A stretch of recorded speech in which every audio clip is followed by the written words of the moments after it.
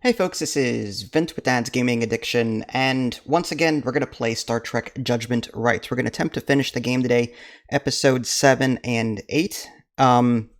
As I always say, this game has an issue with saving right at the beginning of the mission, so if you want to see what happened at the beginning of episode 7, go check out my prior video in the series.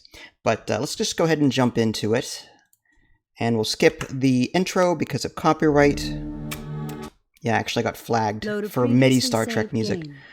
Load a previously saved game, yep, and 7.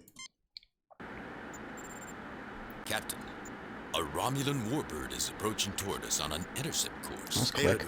I have an audio response only. So, now it is the Federation that tries to stop me from winning my prize. Romulan ship is approaching on an attack vector. Raising shields. Arming weapons. I see you. Somewhere. Lost it. Our weapons are locked, Captain.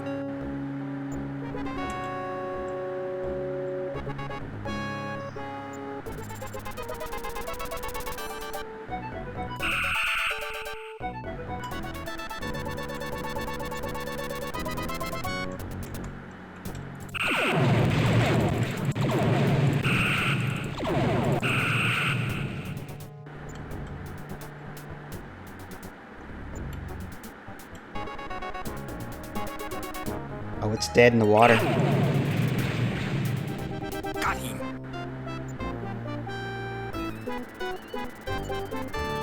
Captain, 4 Romulan warbirds are on an intercept course. We're being hailed. The commander wishes visual contact. On screen. This is Commander Starius of the Invictus. Commander, we were responding. Explanations are unnecessary, Captain. We thank you for your humanitarian response to the Infinitus distress signal, and we recognize that you destroyed the rogue warbird in self-defense. We will overlook violations of treaty this time. How kind of you. Captain, we have discovered a mutual threat, a race of beings that seems determined to manipulate a wide variety of life forms that call themselves the Brassica. If you have encountered them, it may be in both of our interests to exchange information. Spock, transmit all we know about the Brassica to the Romulans. I've heard the name, but we know next to nothing about them. I don't think we can help you. Spock, I've heard the Brassica? I've never heard of them. Spock, transmit all we know about the Brassica to the Romulans. Yeah, let's be nice. Thank you, Captain. Our information package has also been sent. Please leave Romulan space as quickly as possible. The longer you stay, the more difficult it becomes to ignore this incident. Understood, helmsman. Set course for Federation space.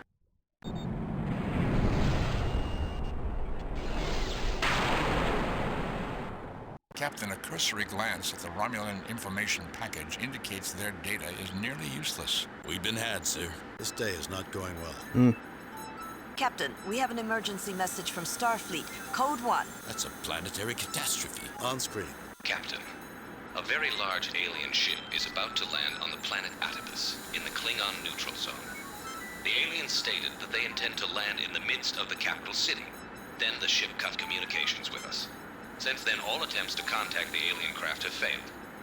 You are the closest starship to Atibus. We want you to evaluate the situation and safeguard the colonists. We need you to make contact with the aliens.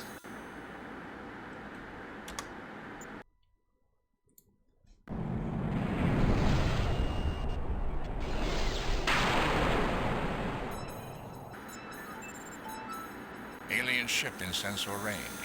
I detect 1 Klingon battlecruiser on a parallel course. The Klingon commander is hailing us. On screen. Greetings, Enterprise. Welcome to Atibus. I am Captain Kla. What are you doing here? And I am Captain Kirk. Greetings yourself.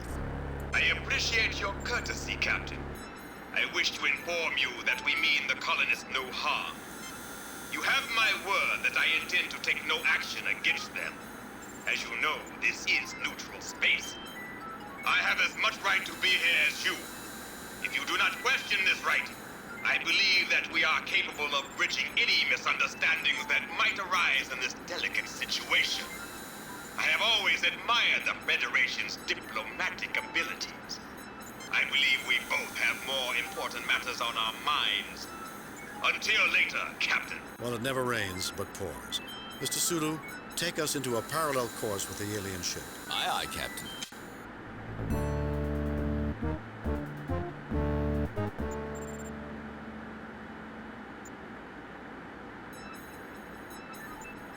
Lowering shields, Captain. Disarming weapons. Sensors appear to be experiencing malfunctions. Fascinating. Some anomalous readings are reoccurring. That would indicate that the ship itself is changing in unexpected ways. I have no explanation for the phenomenon. I have found at least one area that is suitable for transport. No response from the alien ship, sir. Perhaps their communication system is malfunctioning? The Klingons regret that they are too busy to resume communications at this time. We're beaming aboard the alien vessel. Have Dr. McCoy meet us in the transporter room. Spock, come with me. Lieutenant Uhura, if its communication system is malfunctioning, then we'll need you. Yes, Captain. Mr. Scott, you have the comm.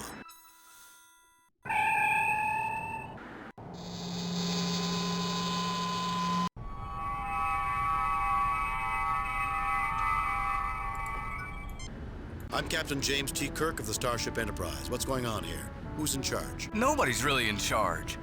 Maybe the phase. That's one of the things that makes me so nervous. Nobody's really in charge. I try to take charge of little things like making sure the lights work. I don't like the dark. Are you gonna be in charge now? Maybe you should talk to the phase first. The phase? What's the phase? Why don't you just tell me what's going on here? Would you tell me about this ship? Why are you going to land in a town on Atopus? Phase? What's the phase? We contemplate our phase. Some of our people think they're the ones who keep everything going. Sometimes they tell us things to do. They remind some people when to eat. Otherwise, they'd forget. I don't forget, but that's because I'm smart. If you want to, you can probably talk to the phase in the oratory. The builders built the oratory. The room there to the south, they built the garden north. If you're hungry or if your head ain't feeling right, there's food and such in the hall. Through there, the west door. The rest hall is through the east door, but you might have to wait for one of the beds. The builders were just so logical. They thought of everything. You can go anywhere. You know, Jim, I don't think there's much more he can tell us. I can take a tricorder reading on him if you think it's appropriate.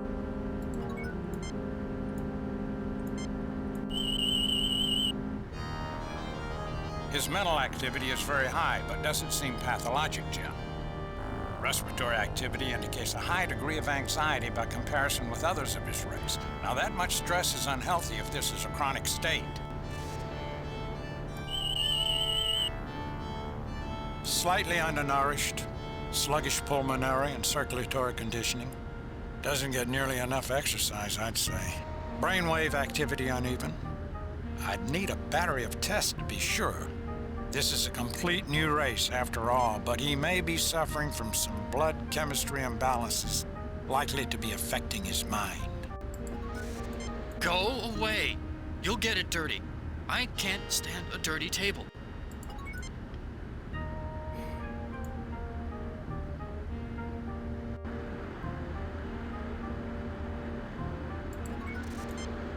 I'm Captain James T. Kirk of the Starship Enterprise. Who are you? Jakesy. What can you tell me about this place, Jakesy? Can I play with the blocks, Jakesy?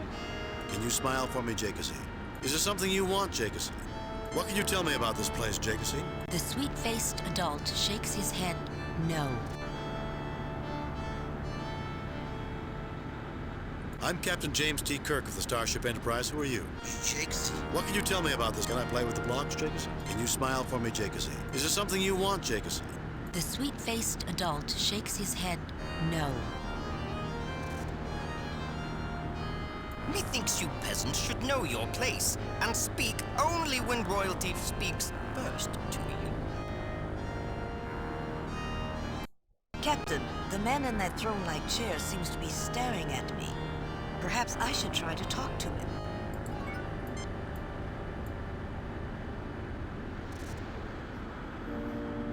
What a noble-looking woman you are. You have my permission to speak. stand out remarkably, bearing yourself like a queen. Yet these Carls do not treat you as royalty. Surely you have royal blood flowing in your veins? Bloodlines do not dictate who we listen to. We weigh a person's worth by their actions.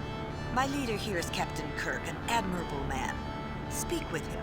My ancestors ruled in the lands of Kush and Timbuktu. We may speak as peers, you and I. Royalty recognizes royalty, does it not? Look on me and decide for yourself. My ancestors ruled in the lands of Kush and Timbuktu. We may speak as peers, you and I. Oh, I am so glad to find another of royal blood. I am so tired of sitting here all the time, but whenever I leave, thralls and lesser folk plant their fundaments on the great throne, and that's just not acceptable. I know you'll mind the proprieties and not let anyone else sit on the throne. And now, I'll finally be able to go and get some rest.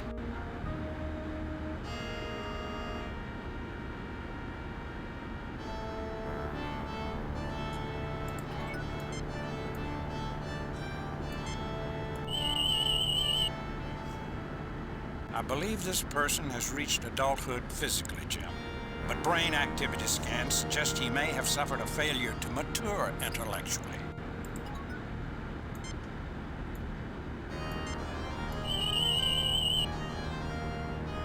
A simple construction of various metals and plastics, 1/2 meter wide at the base.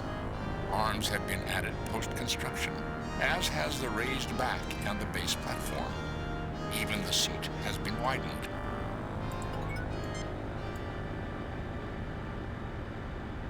What an uncomfortable chair.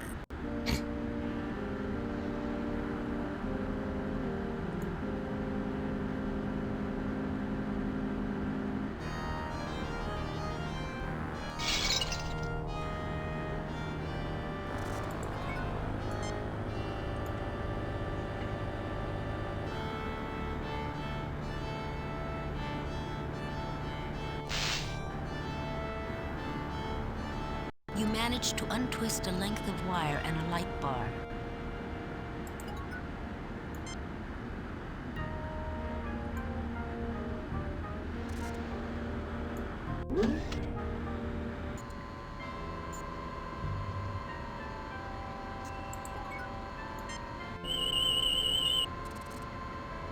The tricorder informs me that the Klingon boarding crew has just beamed into the adjacent room, Captain.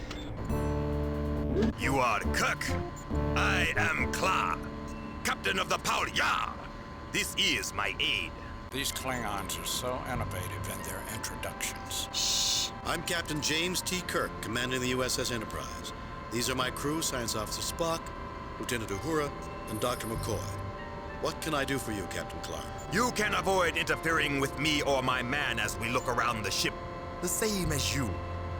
And with the same air of mutual goodwill, we will avoid interfering with your activities.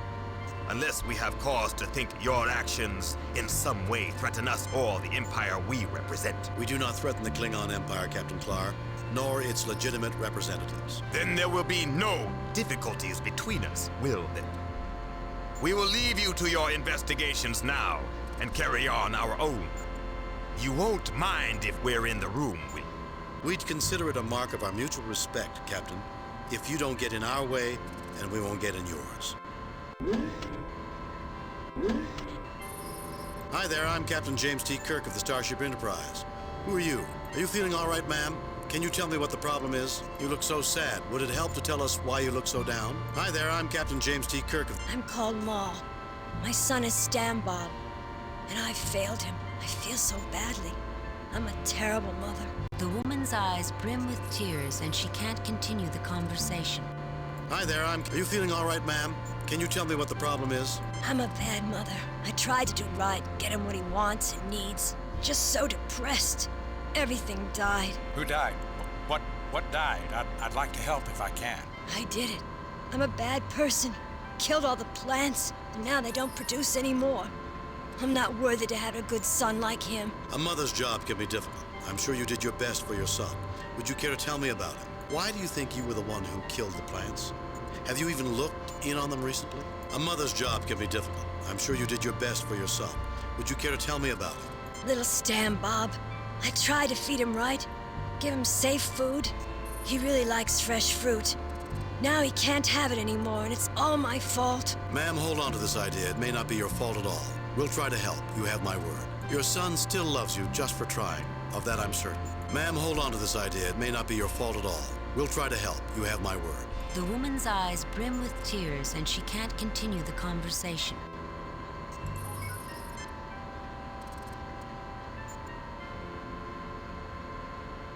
It's an inelegant design, but nevertheless a good height for an adult to stand up and eat at. The machine whirs, lights blink, and a pre-packaged container of food is deposited on the tray.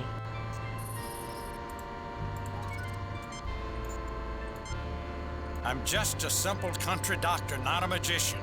There's some things I just can't fix.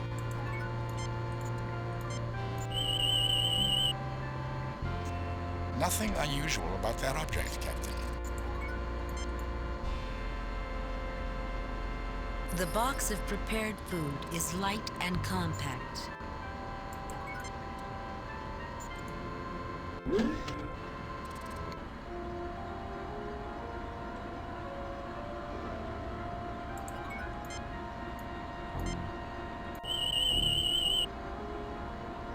A chlorophyll-based plant species. Minor evidence of opportunistic disease incursion, but that appears to be secondary to reduction in overall plant vigor.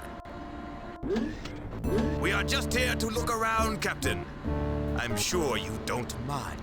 Would it matter if we did? Your doctor's discourtesy, though indirect, does no credit to your party, Captain Kirk. I would have expected better when we have done nothing to warrant rudeness. We need not interfere with one another's activities, I think.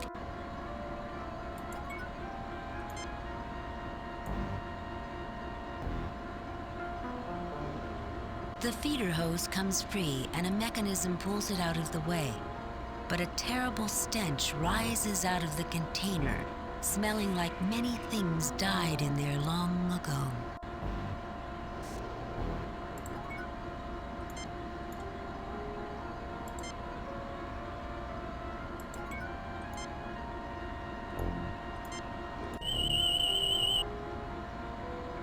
Combination workspace and computer console, Captain, with robotic leads on the visible hookups.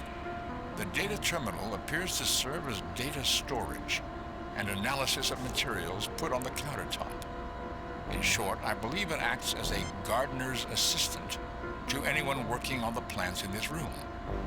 I do detect some evidence of malfunction in one of the hookups, but I believe it would take the inestimable skills of someone like Commander Scott to track down the problem, much less repair it. Are you saying it's broken? Only a small part seems to be broken, something involving one of the feed lines. The rest of it appears to be in good order.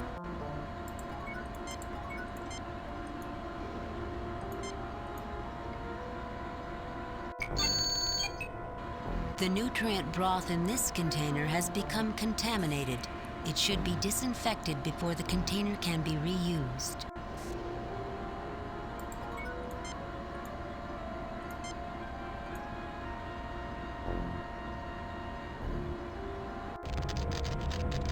The container heats up rapidly and foul-smelling smoke pours out of the small opening on the top.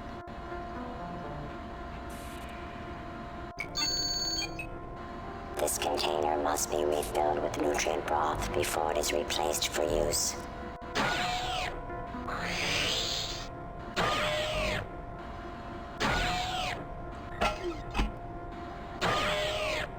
Two feeder hoses roll out on wired mechanisms and insert into the container. From one flows a clear liquid nearly filling the container. The other hose just makes burping noises.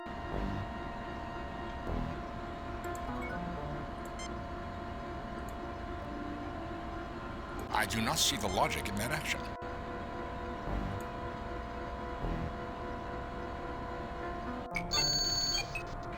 Inadequate nutrients.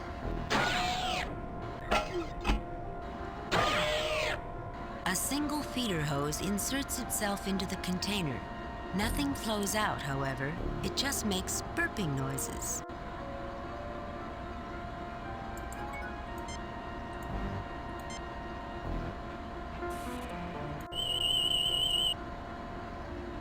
A combination workspace and computer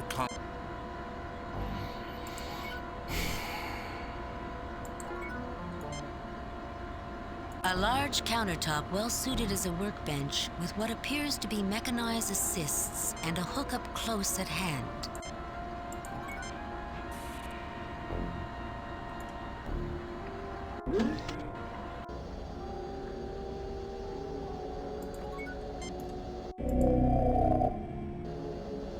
Captain, we have just been thoroughly and efficiently scanned. Please identify yourselves. You haven't been in to see me before, have you? I'm Captain James T. Kirk, commanding the USS Enterprise. These others are my crew. Science Officer Spock, Lieutenant Uhura, and Dr. McCoy. Who are you? We are the Fays. Did not your parents speak of me? Captain, note that it identifies itself only erratically, in the singular I, and a blend of voices typifies its communication. Are you suggesting it is a hive mind, Mr. Spock? Or is the voice synthesizer simply programmed for a harmonic chord of voices? Inconclusive. It may also be that an array of otherwise independent machines have been linked to provide the requisite computing power, although that is an antique and unsophisticated method of achieving this level of intelligence at odds with the overall level of sophistication and evidence. I suggest we pay close attention to both its actions and its words. Fays, why would our parents have spoken of you? I am here to care for all of you, Kirk. It is easier for me to care for you when you are younger, but sometimes one's parents are forgetful.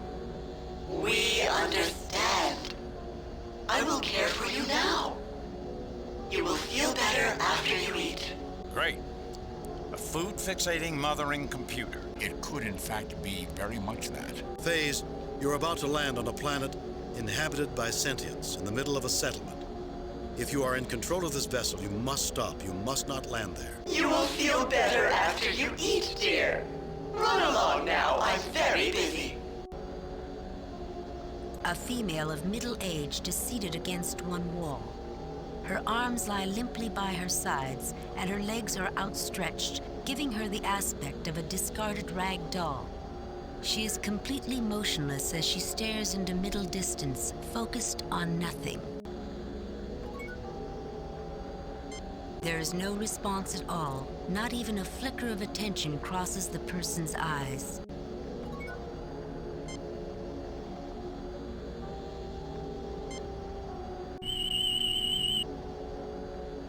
She's cataleptic, Jim. Completely submerged within her mind. Completely withdrawn from external stimuli. If I were to put her arm up in the air, it would stay there until I moved it back down. Psychological damage or something physical? I can't be sure, even with rather extensive tests. But from the tricorder readings, I would say some psychological shock ruptured an inherently fragile cognitive structure. In ancient times, they would have said she was skittish or prone to a nervous breakdown or weak-minded. There are a myriad of childhood developmental blind alleys that might restrict her adult pattern creation, representation, Bones, stop. You're starting to sound like Spock. You do not have to be insulting, Captain.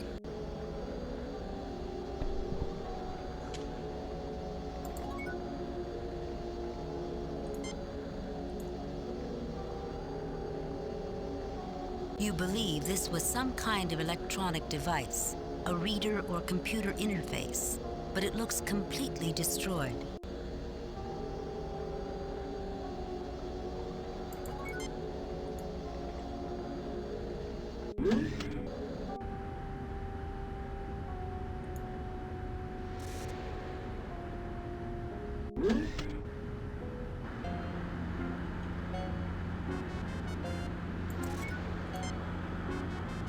Hi there, I'm Captain James T. Kirk of the Starship Enterprise. Who are you? I'm Stan Bob. Did my mom say I could talk to you? Why, yes, she did. What can you tell us about things going on here? No, not exactly. We'd like to know what you can tell us about things going on here, though. I don't know that we've seen your mother. Still, if you can tell us something about what's going on here. Why, yes, she did. What can you tell us about things going on here? I don't think my mom would want me to talk to you. Please go away and stop bothering me.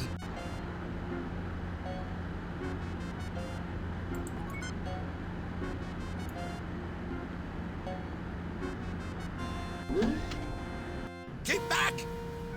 I don't recognize you, you strangers! Rekabak, Gormagon, you recognize these people? No, Tuscan, we sure don't. Keep them away. Keep them away from me. They'll hurt us. They're out to get us, I tell you. Have I ever been wrong? No, Tuscan, you kept us safe, and we keep you safe. We won't let them get you. You people don't want to come any closer. Honest, I don't want to have to hurt any of you. It's just that Tuscan won't like it. I hope you don't mind, but you really have got to stay back. Protect me. They're after me. We'll hurt you, so just stay back. We really don't want to hurt you, you know, but you gotta stay back. See here, Captain Claw. I told you those Federation scum would be nosing around behind our backs. The Klingon observers seem interested in remaining to watch what goes on here. If you want the bear, you'll have to beat me at this game of chess. A complex situation.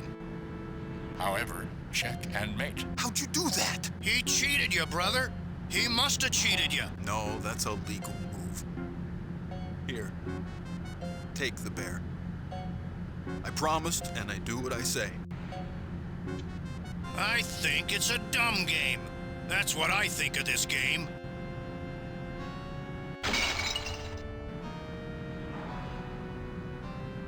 I think it's a dumb game. That's what I think of this game.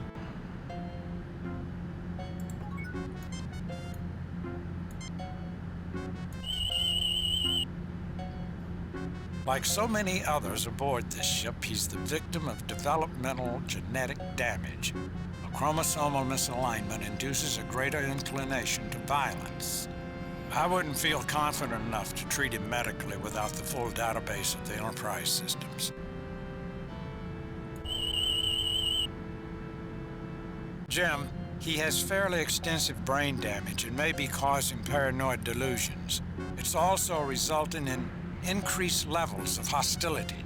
His adrenaline levels run quite high, and there's been organ damage from the extreme stress.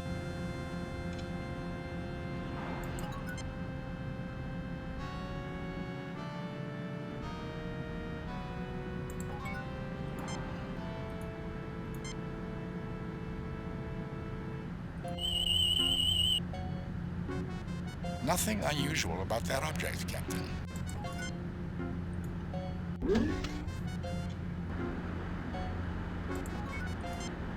The elderly alien barely opens his eyes to glance at you, then closes them and lies back. We were sleeping. The rigors of rulership are severe.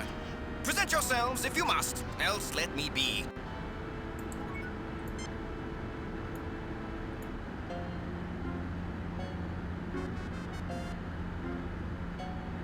The elderly alien blinks as he awakens, and then scowls furiously. We left you to guard our throne, to prevent the lowborn from usurping our place in our absence. What have you to say for yourself? Your most puissant majesty, I left the throne warded by the royal guardian Confucius, who will not permit the unworthy to sit there without first establishing the quality of their bloodlines and noble privileges. As a queen in my own right, I do not act according to your wishes. However nobly inspired, my royal brother, I'm sure you understand. Your most puissant majesty. The elderly alien looks slightly puzzled. You think us a fool, do you?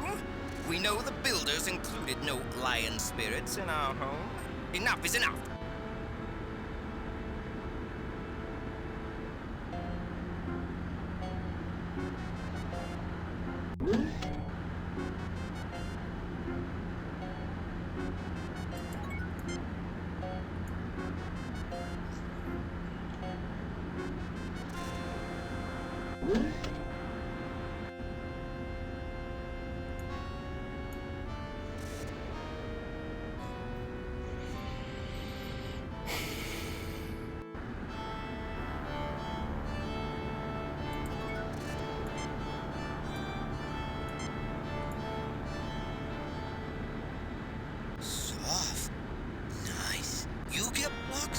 He gathers together the blocks and gives them out to you. You get blocks now? He smiles broadly as you take the blocks.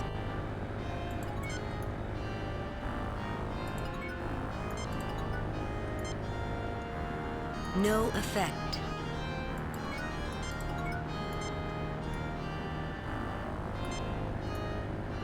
Blocks are an unusual organic substance high in compounds of phosphorus, nitrogen, ammonia, and calcium.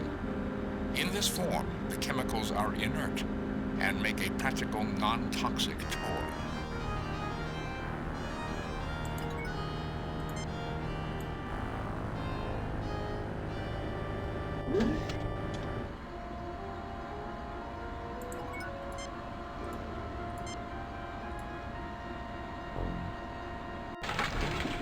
The blocks fit through the opening, splashing as they plunge into the liquid.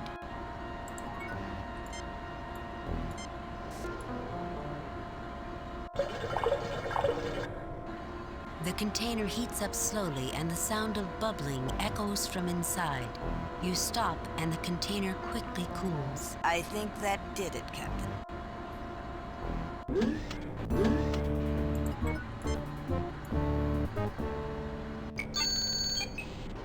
This container of nutrient broth is ready for use.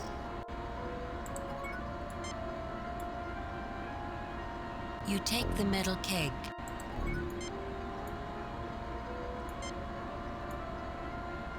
You settle the container back into the niche it was removed from. The feeder hose, looking shiny and clean, rides out on some mechanism and reattaches to the newly filled container. You hear gurgling and see the nutrient broth begin swirling through the liquid medium. The dying plants seem to perk up before your very eyes.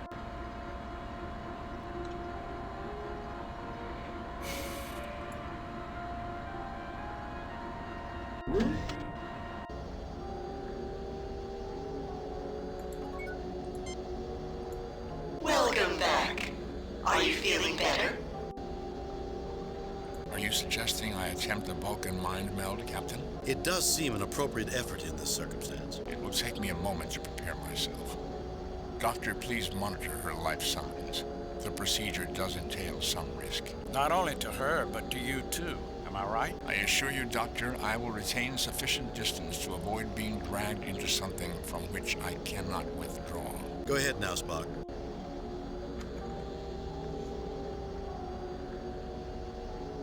I am puzzled. I am the one who reads it all. I do not understand. I try. I read it all. So many ideas. Always jumbled, though cannot make sense of. I try to remember it all. Then Tusken comes in. He destroys me. My hopes, all broken, all shattered. Doctor? No physical injuries, Captain. Not to him or to her. Tusken's scared of me. Scared. For no reason. He thinks I know. I know, but I don't know. I don't understand. Nothing connects. What's going on here, Kirk? We are trying to help this woman, Captain Clark. Be quiet, or you'll put her and my science officer both at considerable risk. He's trying to make a mental slave of the alien, Captain. She could tell him the secrets of this ship, of its transit through the Klingon Empire. Stop him! We'll listen in a moment. I wouldn't have a representative of the Federation damaged or rendering assistance. Puzzlewood remembers. Everything she reads. Subject. Screen laminates. Reflective. Subject to autotrophic bonding with molybdenized. Does Puzzlewitz remember this ship passing through Klingon space, perhaps? All the paralenses were copied prior to liftoff. No new encryption was permitted. We could only read, not write to them. That stellar ejector, Captain. Why would a computer terminal permit read-only interface, I ask you? The builders didn't trust us. Didn't think we would be capable. We were the damaged. Now, the reader is damaged. This whole thing is stupid, if you ask me. Anything but stupid, in fact. Captain Kirk, the library this woman read has been recorded entirely in her mind, although she lacks the ability to understand it or even to recall it in an orderly manner. She believed if she could fill up her mind, acquire enough knowledge, understanding would come. Now her personality is withdrawing, refusing to accept the loss of everything she has not yet been able to read. She pinned all her hopes on this, and without it, she may lose the will to live. Do you know everything she knows now? No, Captain Clara, I do not.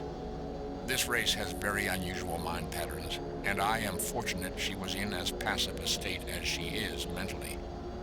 It is very likely I would have been hurt were she less withdrawn to begin with. Moreover, the knowledge she does possess is a very peculiar admixture, reflecting this society's uneven level of advancement. Archaisms and startling breakthroughs coexist. So there is much to be learned from this woman, and from this ship. Knowledge the Federation would gladly share with friends, Captain Clark. Let nothing happen to this alien woman, Captain. If she should die, I would take it as an indication that you would sooner let her perish than share her special knowledge with the Klingon Empire. Captain Clark, if I took her aboard the Enterprise, I might be able to help her. I would have expected such treachery from the likes of you. You'll start an interstellar incident like this. I thought some of the folks on board this ship were paranoids. Gentlemen.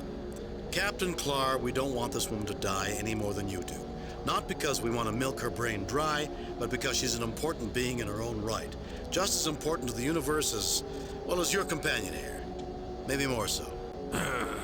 Dr. McCoy will do what he can. That's all that can be expected. That's all I would expect. Goodbye for now, Captain. Expect to see us again.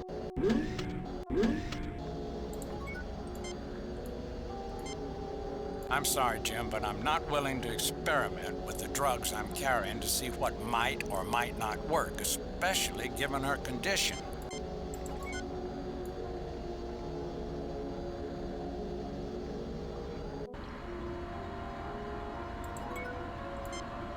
The nutrient additive is making these fruit-bearing plants grow at an astonishing rate.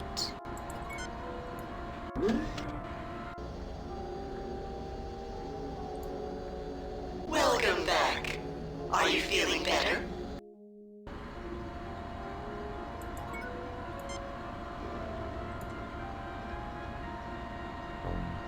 The red fruit comes free easily, dropping into your hand like it belongs there.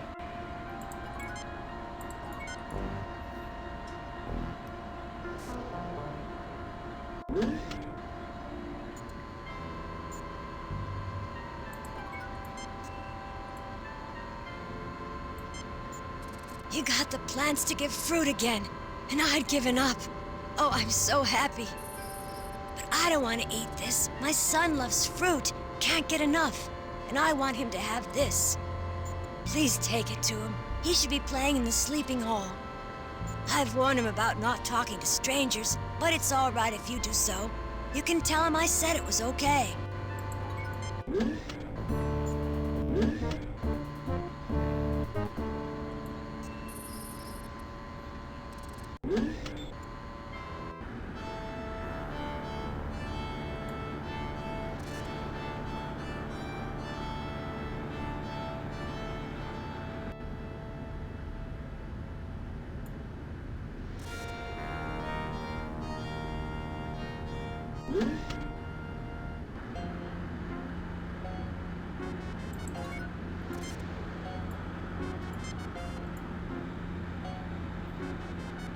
This is for me? Wow, thank you. Mom would really be happy. She has been so sad about not being able to give me what I like to eat. Even though I told her it was okay, she was really, really sad. Now she'll be really happy. Thank you.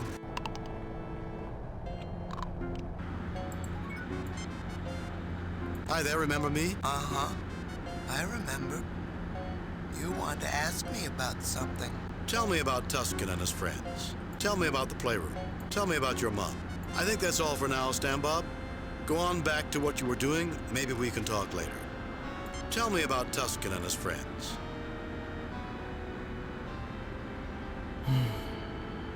Tell me about the playroom. Tell me about your mom. Her name's Mom. She takes care of the garden, but she gets real sad a lot. She brings me fresh fruit, says it's good for me. I like fresh fruit, whole bunches. She hasn't brought me any in a while, and what I put away in a secret place isn't looking good anymore. Tell me about Tuscan and his friends. Tuscan and his friends aren't nice to me.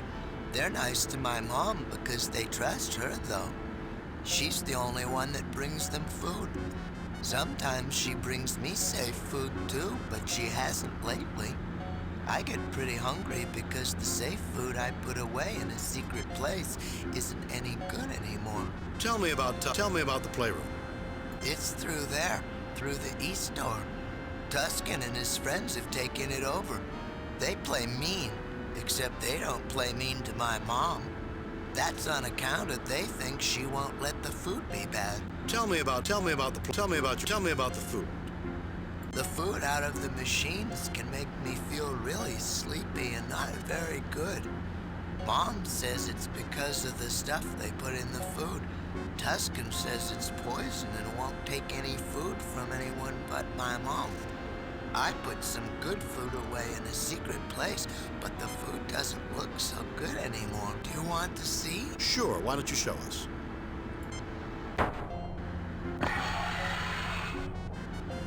The youngster opens a hidden cabinet near him, and a sour smell like rotting fruit flows from the opening. See, it went bad.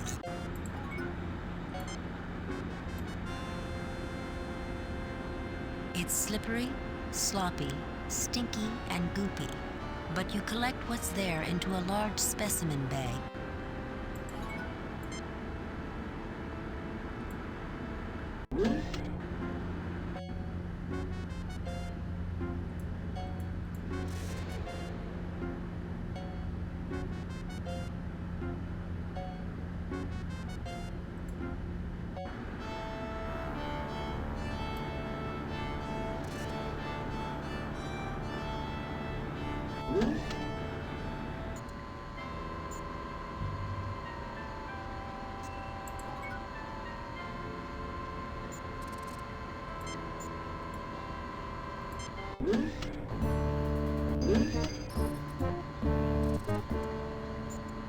Captain, that would not be a logical action.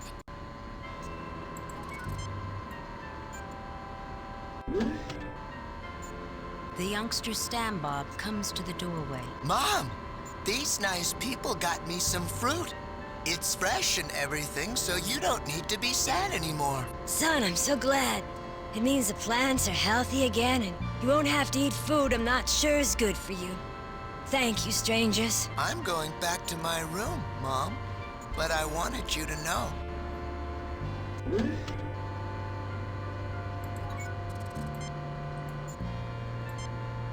No, I don't think that's necessary. No, I don't think that's necessary. Aw, Jim, don't play with your food.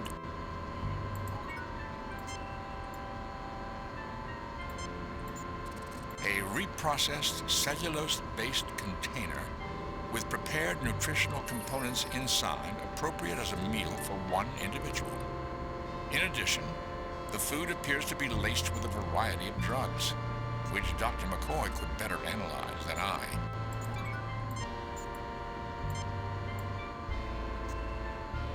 As a meal, The food in this little box is a tad high in carbohydrates by human nutritional standards. Still, it would supply about 1/4 to 1/3 of a day's average caloric needs and includes protein, fats, fiber, a bit of spices and flavorings. There are also drugs in the food, some of which we added, you know. It's quite heavy on the alkaloid tranquilizers.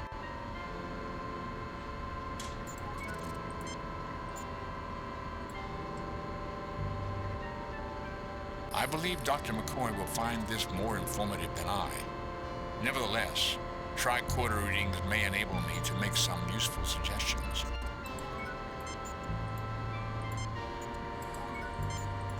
This seems to be a non-emergency medical station, a first aid stop, you might say. Jim, I think if I check it out with my tricorder as a translation device, I might begin to better understand these people.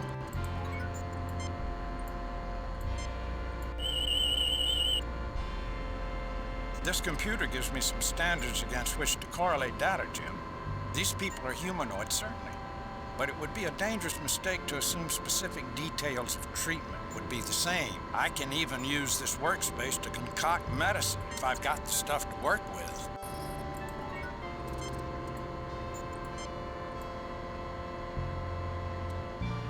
A light scans the food box and the computer screen lights up. The food in this box has been prepared with standard quantities of tranquilizing alkaloids, calmatives, and euphorics.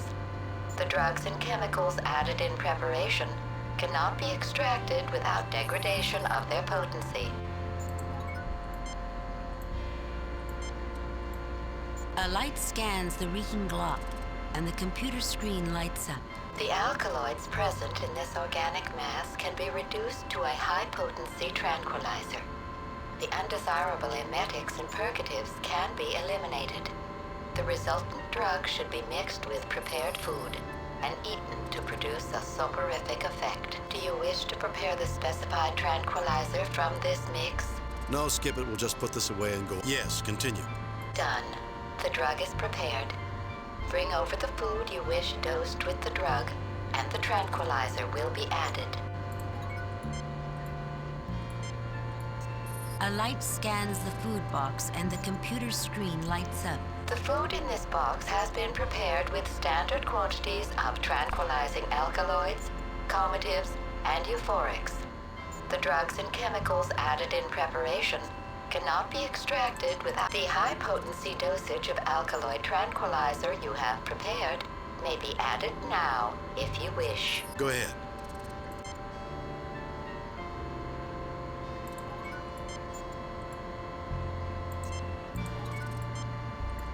A pre-packaged meal which has been dosed with tranquilizing alkaloids. I have to thank you again for what you did for my son. I was feeling so depressed because I couldn't give him the food I know is better for him than what the Fays make in the machinery. I don't trust the machinery food, and that's why I tended the garden, made fresh food. Even Tuscan will eat food I give to him, and he doesn't trust anyone. If you ever need help, just show me what you want to give him. Tuscan will only accept food from you. You said you'd help us after we helped you. Would you give this to Tuscan? It's heavily medicated, but that might help Dr. McCoy here to do something so he's better off. I'll take this to Tuscan now because I trust you. Go back to him and show him your food. He'll call for me, and I'll give him this instead. He'll be a good boy.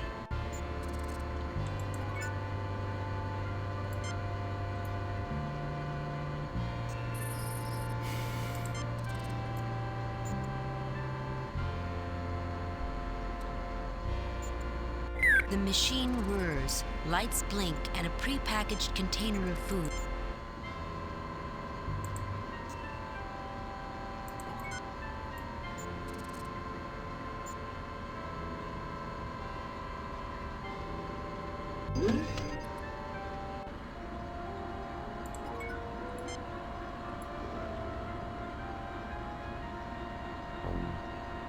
The red fruit comes free easily, dropping into your hand like it belongs there.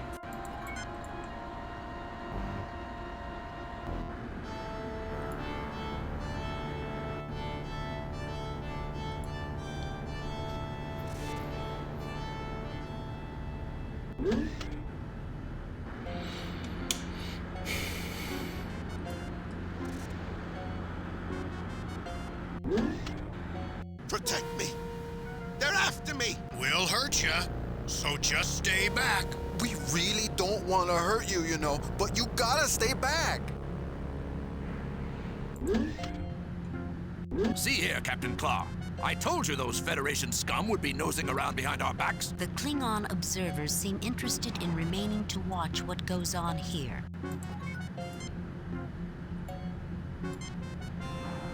I am hungry. So hungry. It looks like good, wholesome. Maul? Where's Maul? I don't take nothing from nobody. Nobody except her.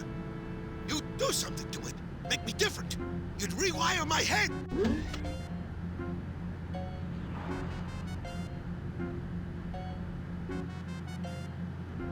Call for me, Tusken? I thought you might be hungry, so I brought you something you can safely eat. You know you can trust me, Tusken. Yeah, I know I can. And I am hungry. Didn't want to eat something I couldn't be sure of, though. Give me that.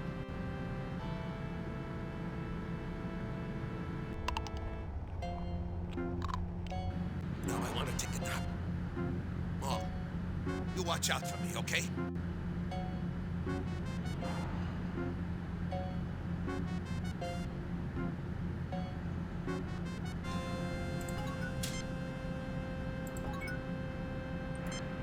I listened to my brother Rackaback and to my friend Tusken. They say we have to protect this room and keep anyone from getting into it. Tusken's afraid. Well, Tusken's just confused.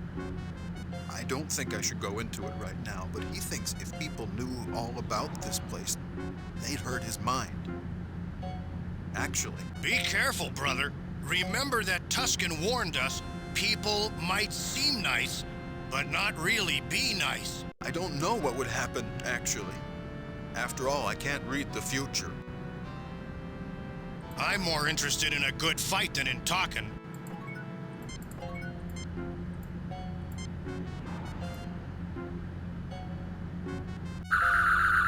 Rackaback falls, defenseless against the power of the phaser. An inelegant solution, Captain Kirk, but efficient. I listened to my brother Rackaback and to my friend Tusken. Well, Tusken's just confused. I'm sure things would change. It might be a change for the better, maybe. Maybe not. I'm not sure what to think of you. I just don't know if I should trust you. Well, Gormagon, I think you should trust them. They've repaired the garden, which is good for all of us. They gave fresh fruit to my boy Stan Bob when even his own mother couldn't manage that. They treated us in ways churlish and unpleasant. As a personage of high standing, we say to you, Gormagon, that you should eschew their company as unworthy. Well, I'm inclined to want to trust people in spite of everything. I think I should show you the way into the heart of the phase. The secret entry that Tusken is so afraid of. I feel that something good can come of this.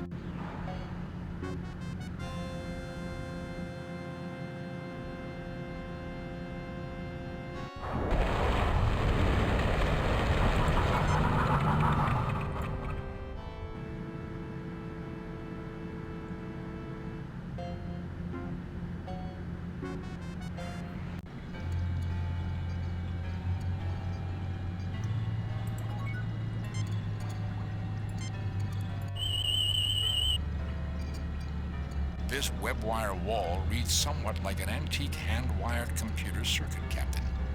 And at the same time, like something which surpasses even what can be found aboard the Enterprise. This damaged area does not appear to be functioning, but based on information I acquired from my interaction with Puzzlewit, I could attempt to repair it with a connector and some wire.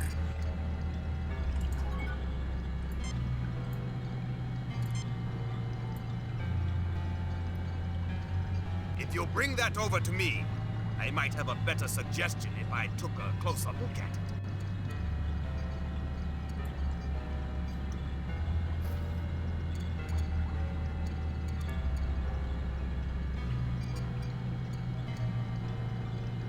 I worked with things like these when I was younger. Given our surroundings, see if you don't find this more useful.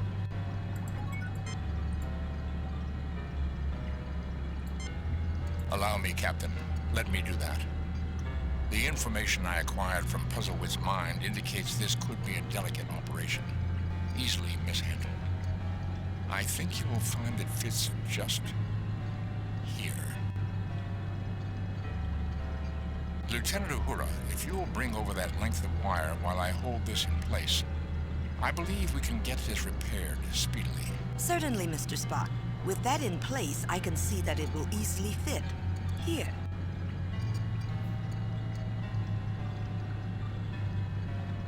The final connection is made, and Uhura smiles widely. That's it! That fixes the broken connection.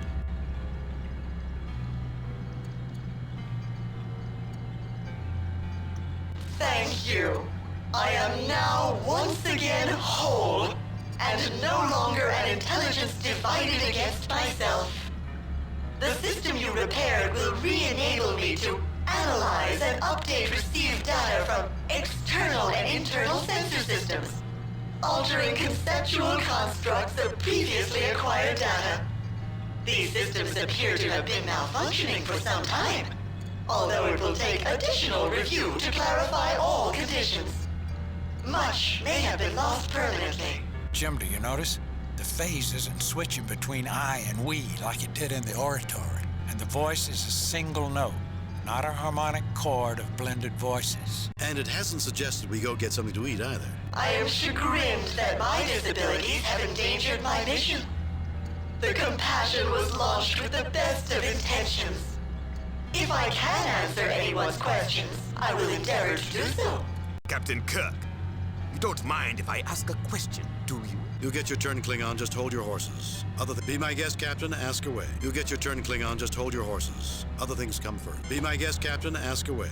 That you give me first place to speak is a mark of honor, Captain Kirk, and does not pass unnoticed, particularly in light of the urgency of your own questions. Phase, this ship passed through the heart of Klingon space. We were not even aware of it until it was nearly out of our territory. We backtracked it and found it must have closely approached places we find sensitive. We expect assurances that data you may have collected there will not reach the hands of those who mean us harm. We seek proof. We expect you to download your entire memory into our ship's computers, that we may search it for data you have no right to. Thereby would you not acquire data to which you have no right? My aide speaks too strongly. While it is true we are interested in the knowledge and technology you possess, technology to pass through our empire undetected, knowledge of how to twist space back upon itself. For that data, we will treat with you as one civilized people with another. But it is a justified request that we ask you to destroy all data dealing with anything you learn within our borders. Had I any data, I would agree to seal it. However, as you should have deduced, I have none. Until my sensory systems were repaired, my ability to receive and process data was severely impaired, especially in regard to external data updates.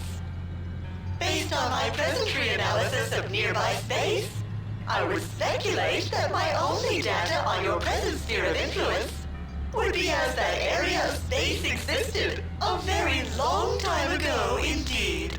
That is information for us to know, not you. Erase it. Silence! Phase, we would welcome access to that information, but on the same basis as we would bargain with you for technological data.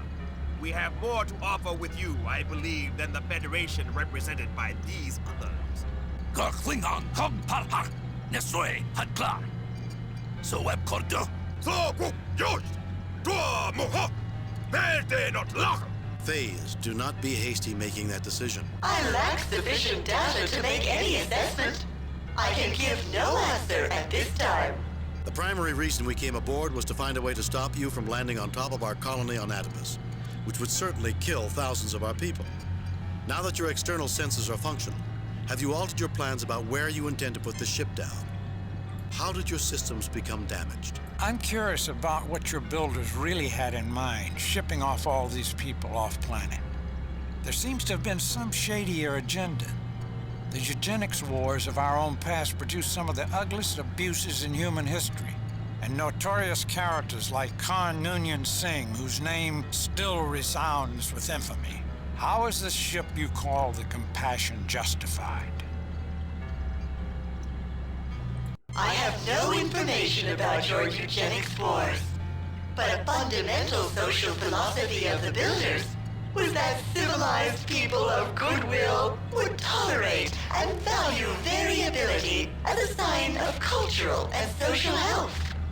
That a civilization will be judged by its tolerance of disparate ideas, by how it treats those who cannot protect themselves, be they very young, very old, or otherwise challenged, by the measure of altruism extended to those less powerful, even when rightfully in possession of something desired.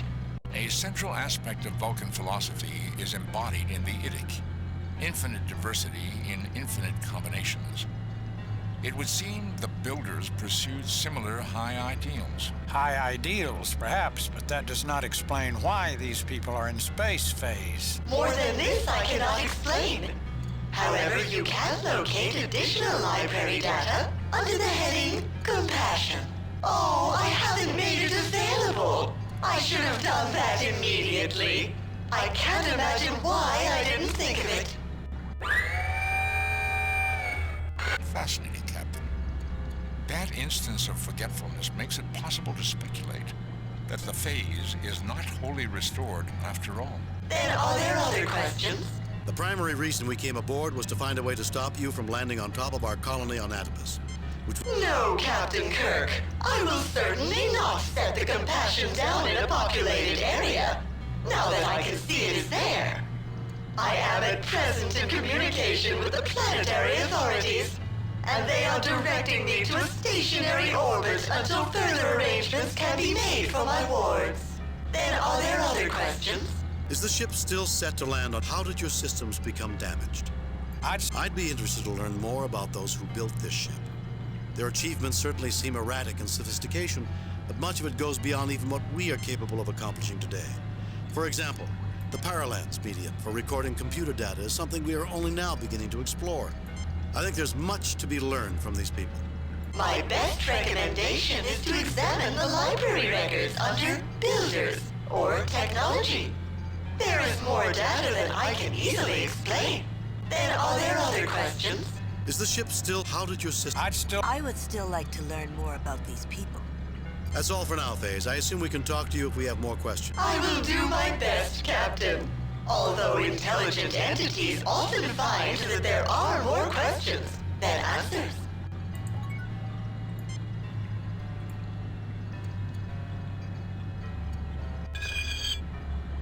The crystalline lens feels cool and surprisingly heavy, with smoothly polished edges.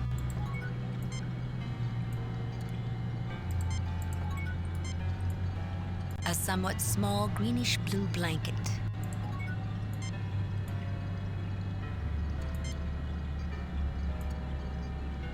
The lens slips easily into the terminal's reading port and the screen activates. Compassion, Diagi, Decision, Shambrum, Philosophy, Builders, Technology, Exit Database, Compassion, the name of a Cetic class starship.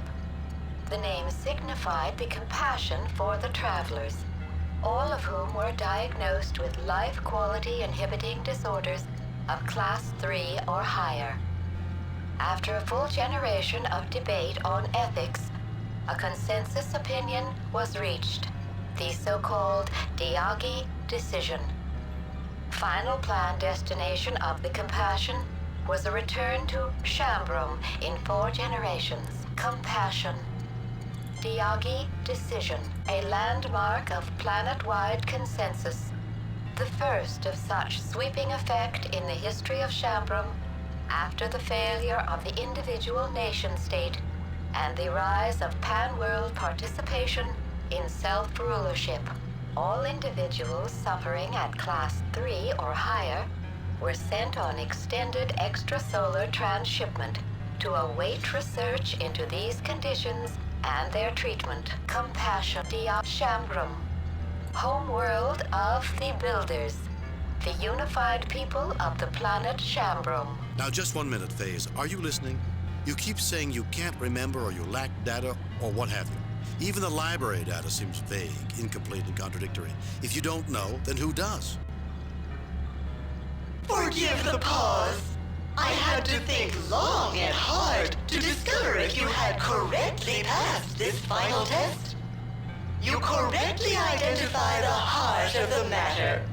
Let me introduce you to my builders.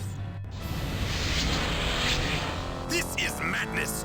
FaZe, what is this? Despite our misgivings, you have shown yourselves to be the representatives of spacefaring peoples we, the Brassica, would most trust to make first contact with. The contest has been in progress for some time, situations in which your true colors have been explored. The invitation has been made. You may return to your ship if you prefer, or you may step through whenever you are ready. Then, the final round begins. I think you have it right, Captain Clark. This is madness, Jim. I think, Bones, it's Shakespeare who had it right. Though this be madness, yet there is a method in it. I agree with the sentiment, Captain Kirk. There is something more going on here, far deeper than first appearances have suggested. I imagine you will accept the invitation. I will certainly choose to go, whether you do or not. I believe the invitation is extended to all. I will not permit that, Captain Clark. I will take all methods to prevent you. I will not go. It is certainly a Federation trick. You begin to sound like Tusken in the other room. Get a grip of yourself and act like an officer. Captain Clark, I will not let you depart. These human scum have tricked you. If I have to beat up all of you, I will. You, Vulcan, you understand orders. Help me knock out my mad captain, and I will take him away and out of your hair.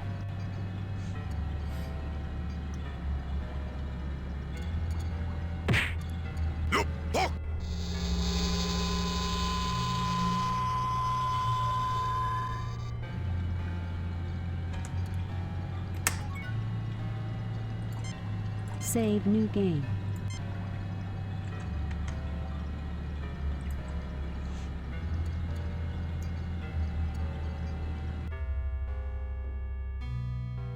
Mr. Scott, they've disappeared off the sensors. What do you mean, laddie? They've just vanished.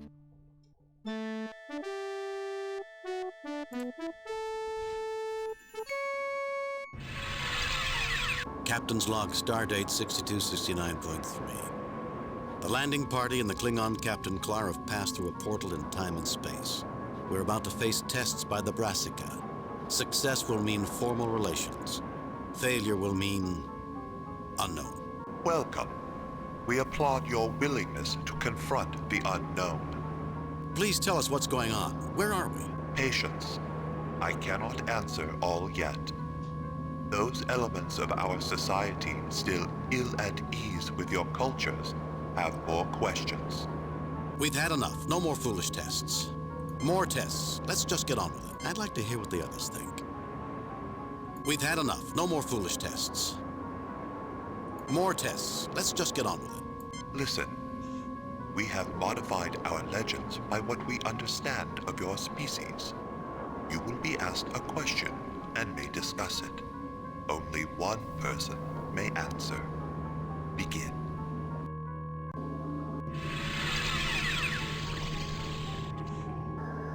I make the first query. It is that question posed to the heroic companions we call the Gerund. Answer this. Who among you may go to the greatest pains in the pursuit of life? You may talk. I will withdraw until you choose to speak with me. Remember, only one of you may reply.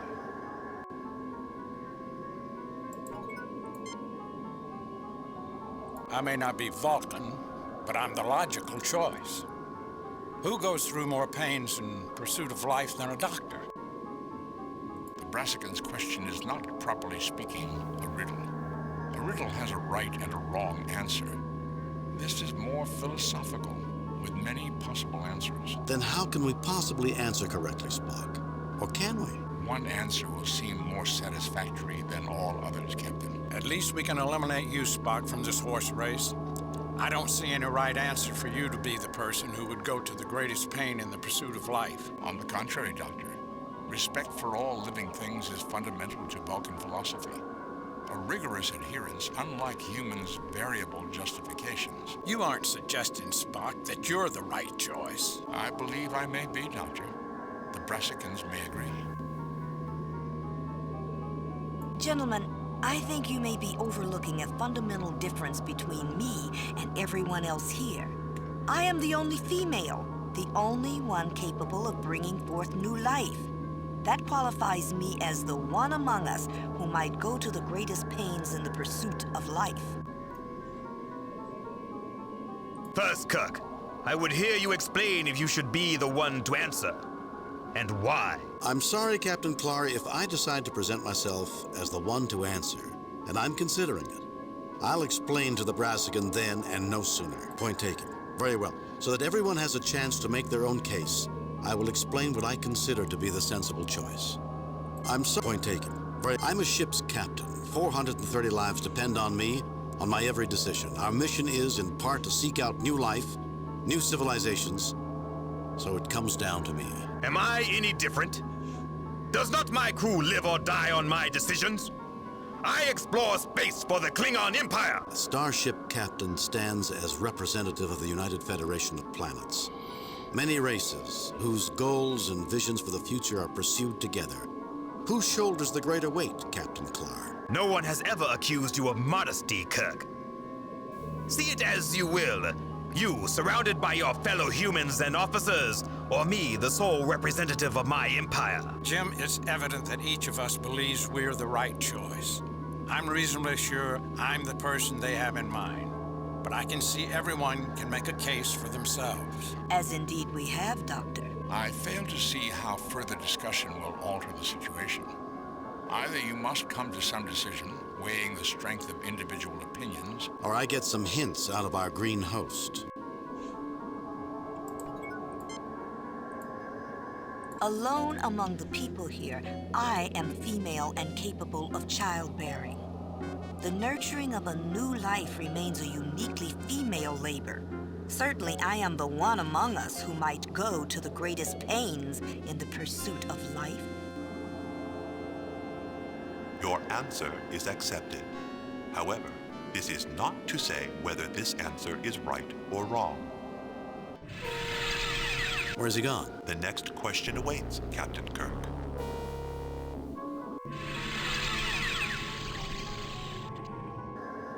You're nothing like the Gerund, who hold a special place in our memories. The second question: who among you wrestles most intensely with the chaos of life? Talk amongst yourselves. I will answer questions if I can. In the end, only one may reply.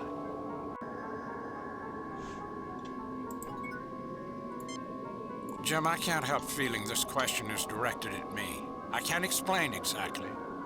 Let me think about it a bit. As with the previous question, this is a question of judgment, Captain. Meaning there's no right or wrong answer. I suspect the Brassica would disagree with you, Captain. There is likely a specific answer they expect. I can only speculate. And? Each of us can best make his or her own case. As science officer, I believe myself likely. It is the very heart of science to attempt to comprehend the fundamentally chaotic nature of the universe. Chaotic? If the universe wasn't ordered, we couldn't make sense of it, Spock. As you are certainly aware, Doctor, chaos defines the very nature of patterns.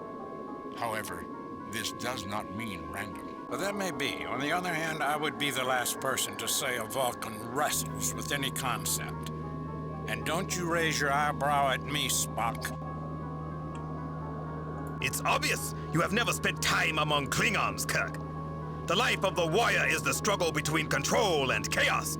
Clearly, the Brassica know more of us than you, and I am certainly the one intended to answer.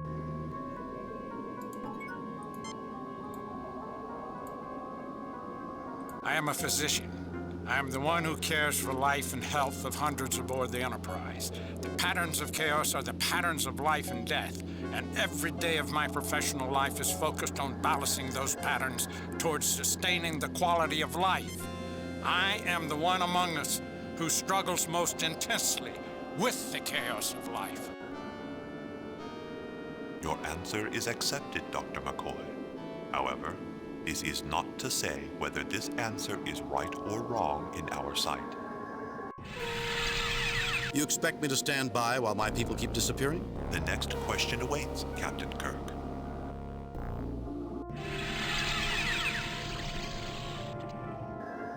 Congratulations, Captain. There are those among us who doubted you could make it this far. The third question is somewhat different, but our heroes, the Gerent, found the answer. Solve this equation. Pig plus X equals cow. Talk among yourselves. I will answer questions if I can. Only one may reply.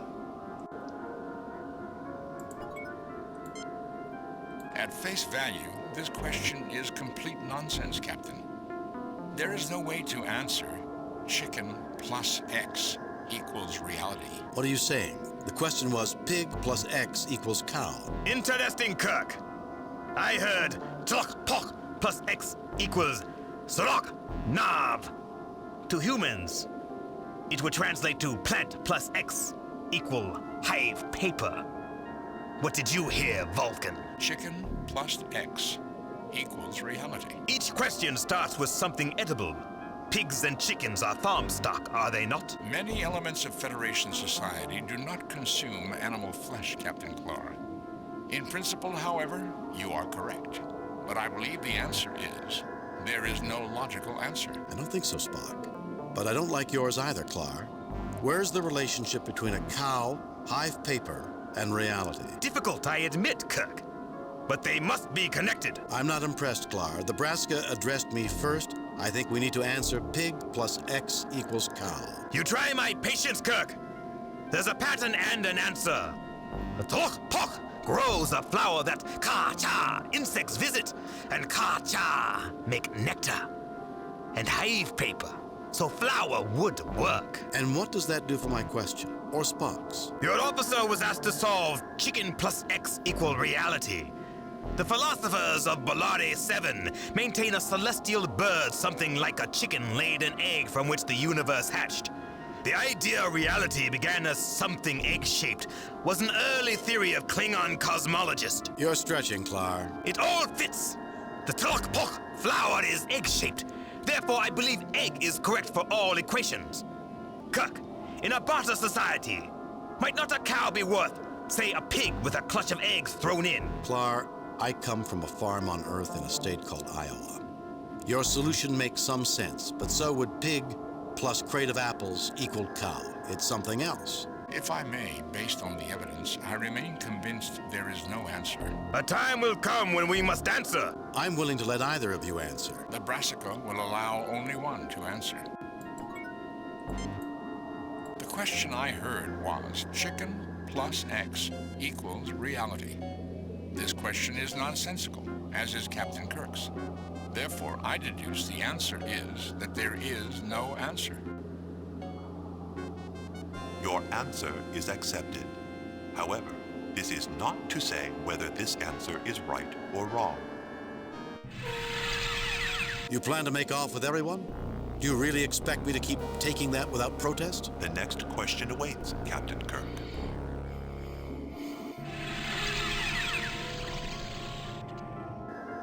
I am astonished that an alien like you has muddled your way this far. It is a great honor that we share the Riddle Master's questions to the Gerent. The last question. Answer this. There are two present. Only one may go. Why should you be the one to leave this place alive? Discuss this. I will answer questions if I can and will.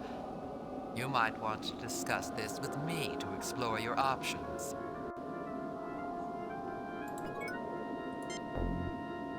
Intriguing question, Kirk.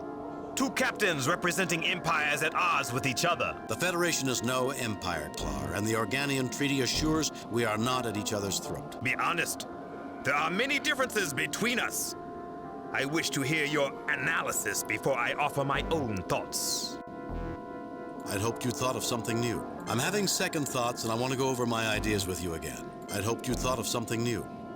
I'm having second thoughts, and I want to go over my ideas with you again. You go or I go, Kirk.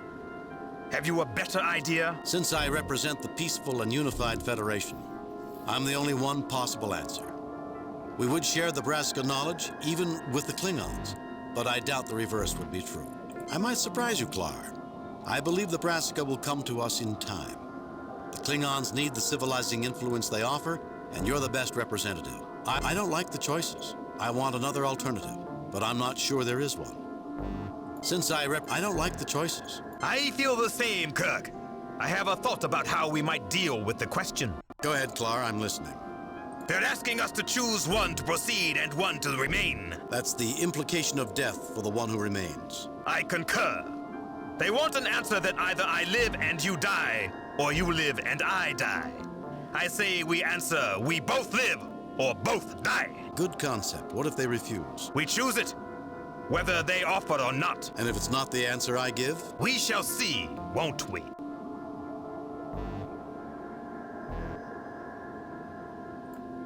We're ready with our answer. We have questions to... We're ready with our answer. Let the one who would answer be the next one to talk. We're ready with our answer. Let the one who would answer be the next one to talk.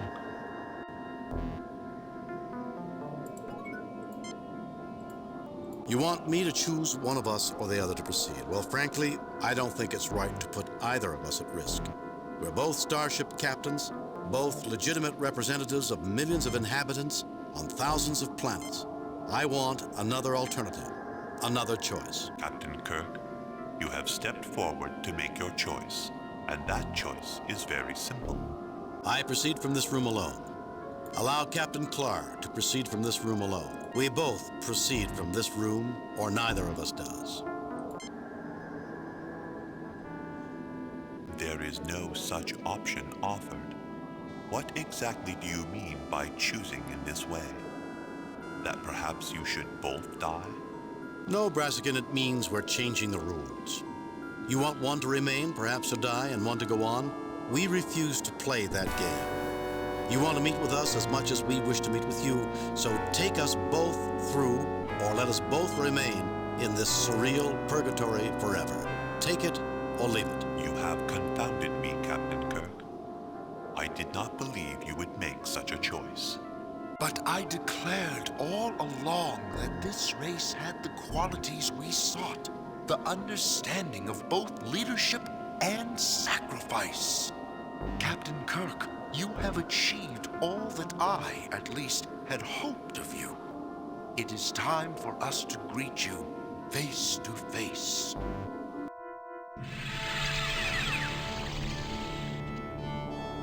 Greetings. We look forward to a long and fruitful relationship with both your peoples. Your starships will be welcome here on any peaceful mission. I am pleased to meet you face to face as well. However, I want my crew back. Of course, Captain. You're all right, all of you? You were treated well? We are unharmed, Captain. We engaged in enlightening discussions with the Brassicans. They felt it necessary to isolate themselves so long ago because of interstellar disputes between... Later, Spock. Right now, I'm glad you're okay. Indeed, Captain. We are well. But they couldn't be sure we would have passed all their tests. Brassican, how do you explain that? Some of us could not restrain our desire to learn. It seemed worth the risk, and has proved so. I believe the Federation and the Brassica will have a long and fascinating future together. Although my associate, Septhi, has great misgivings about breaking our isolation, others of us have high hopes. You are star-eyed, if you imagine that no difficulties lie ahead. However, all conditions have been met, and so I also welcome you, Captain Kirk. Thank you. Septhi, is it? Yes, and our moderator, leader to you, is Zenti. Zenti, Aha, and Septhi. I hope to show you you've made the right decision. Speaking for the Klingon Empire, I too look forward to the relationship between all peoples. You surprise me, Kirk. Perhaps one day we will even trust you.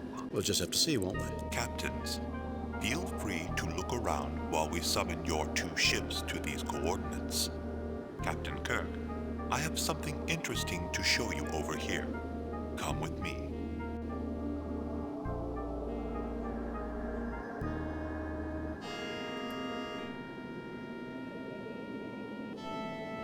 Captain Kirk, I have misgivings about the Klingon race.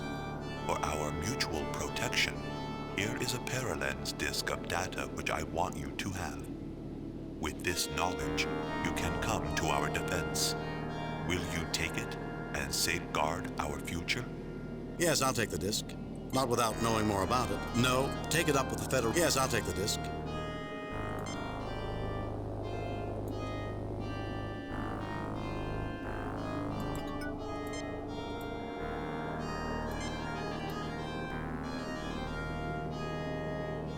What's this, Kirk? It looks like a paralens.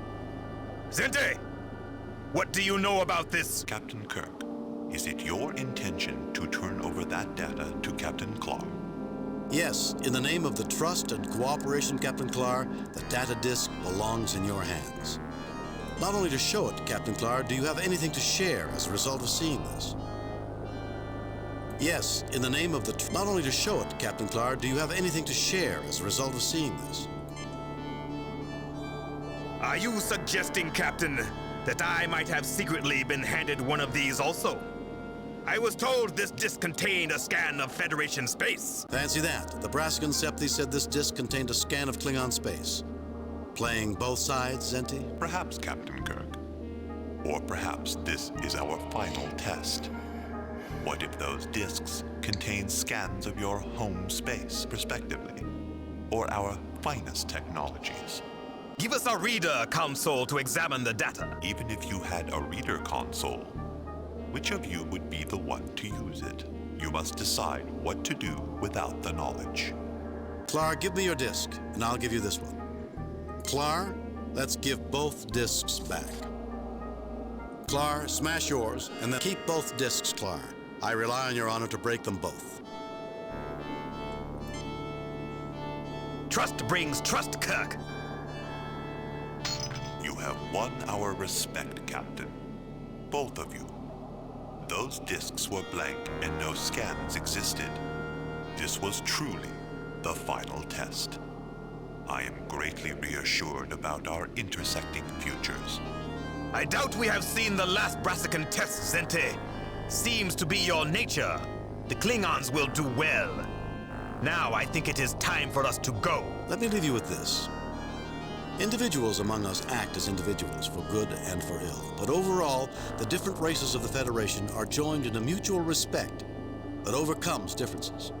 I think you will be pleased with this. I think I can already see that, Captain Kirk.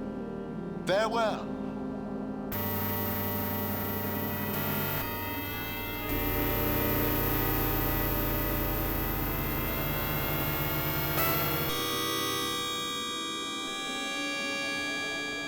Captain's log, Stardate 6270.5. We have succeeded in making formal contact with the Brassica.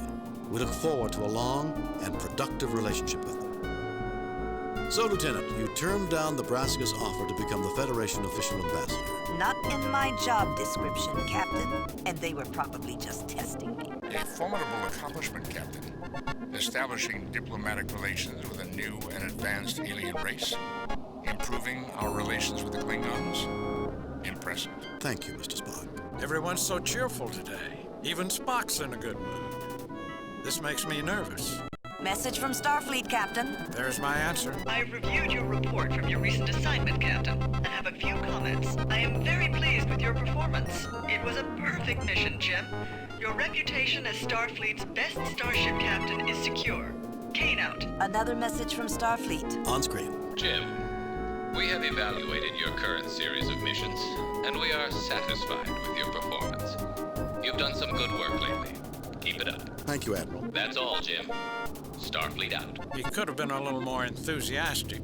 We haven't been doing badly. Starfleet was not built on adequacy, Doctor. They have always had high expectations. And so they should.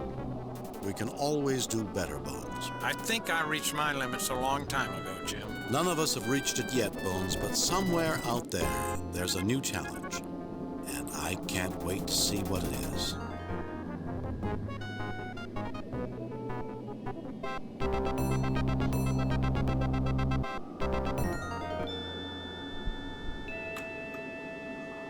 Load a previously saved game.